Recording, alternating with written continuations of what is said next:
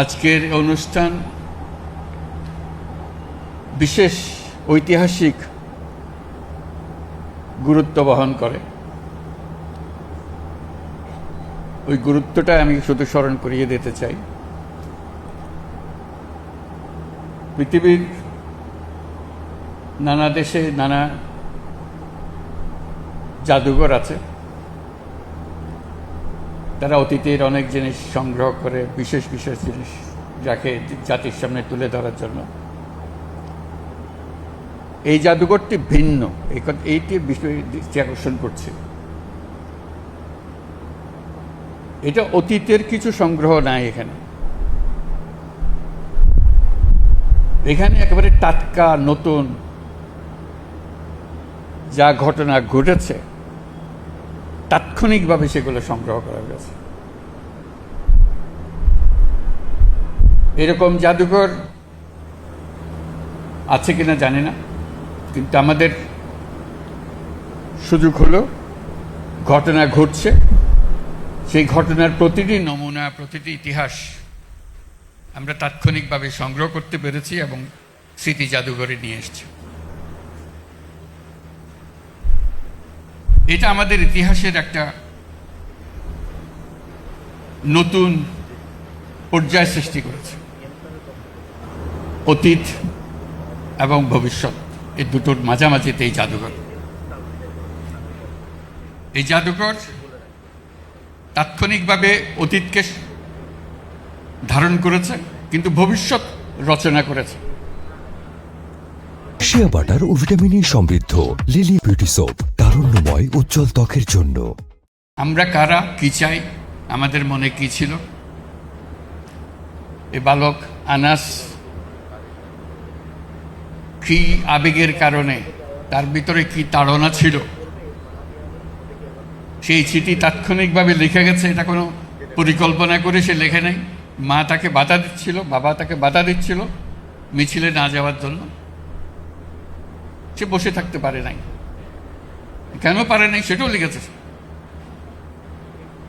এটা ব্যাখ্যা দিয়ে এক পৃষ্ঠার একটা চিঠি, সুন্দর হাতের লেখা, রেখে চলে গেছে।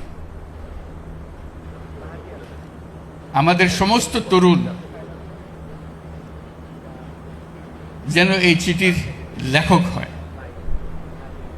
আমরা গেলাম, আমরা নতুন বাংলাদেশ করতে চলে গেলাম। এই হলো এই জাদুঘরের বৈশিষ্ট্য। এখান থেকে নতুন যাত্রাপথ রচনা হবে। আমরা পথ হারিয়ে ফেললে এখানে এসে পথ খুঁজে নেব। আমরা যদি আমাদের চিন্তায় কোনো গাফিলতি আসে, আমরা এখানে তার ঠিকানা বার করব। আমরা নতুন সূত্রে আবার যাত্রাপথ শুরু করব। এটা এমন এক জাদুঘর যে বাংলাদেশের যত তরুণ তরুণী, যত নাগরিক আছেন, সবাইকে যেন একবার দেখার সুযোগ হয় এবং প্রতিদিন দলে দলে আসবে, দেখবে, নিজের মনের কথা লিখে রাখবে, লিখে জমা দিয়ে যাবে। এখানে তার মনে কি আবেগ এসছে, তার ভবিষ্যৎ কি চিন্তা করে, সেটা লিপিবদ্ধ করে যাবে এবং এটা সারা চত্বরে গমগম করবে। যে কবরগুলো সাজানো আছে, যদিও সে প্রকৃত কবর নয়, কিন্তু তার প্রত্যেকের কবরের সঙ্গে একটা নাম থাকবে। সেই নামটা খুঁজে ইতিহাস বার করবে। এখানে ইতিহাসগুলো থাকবে যে কেন, কিভাবে মারা গিয়েছিল, কোথায় মারা গিয়েছিল, তার ইতিহাসটা কি। এগুলো আমাদেরই বন্ধু বান্ধব, আমাদেরই ছেলে মেয়ে, তারা একেবারে সাধারণ ঘরের সাধারণ ছেলে মেয়ে, যা রাজপথে নেমে তারা চেয়েছিল যে এই বাংলাদেশ আর চলবে না, আমরা নতুন বাংলাদেশ গড়ব। এটাই ছিল তাদের আশা।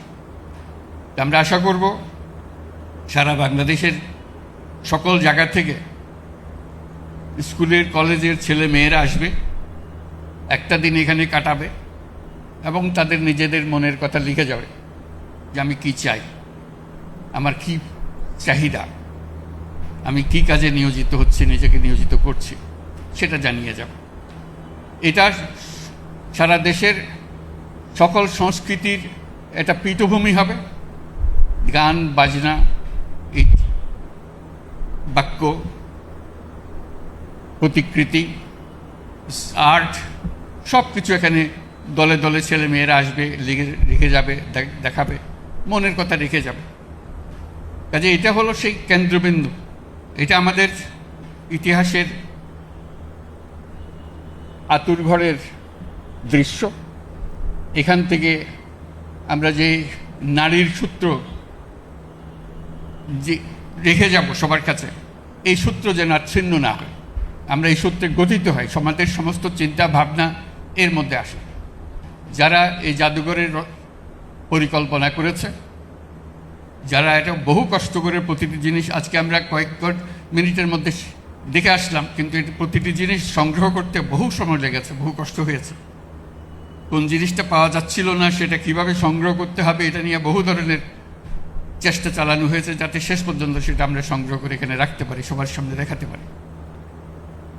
কাজে ওই নারীর সূত্রটা এখানে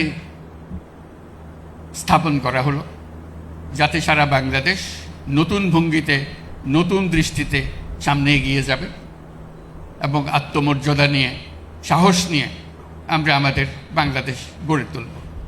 যারা এই জাদুঘরের পেছনে পরিশ্রম করেছে, এটাকে তৈরি করেছে, তাদের প্রতি আবারও ধন্যবাদ জানাচ্ছি। শিয়া বাটার ও ভিটামিন ই সমৃদ্ধ লিলি বিউটি সোপ, তারুণ্যময় উজ্জ্বল ত্বকের জন্য।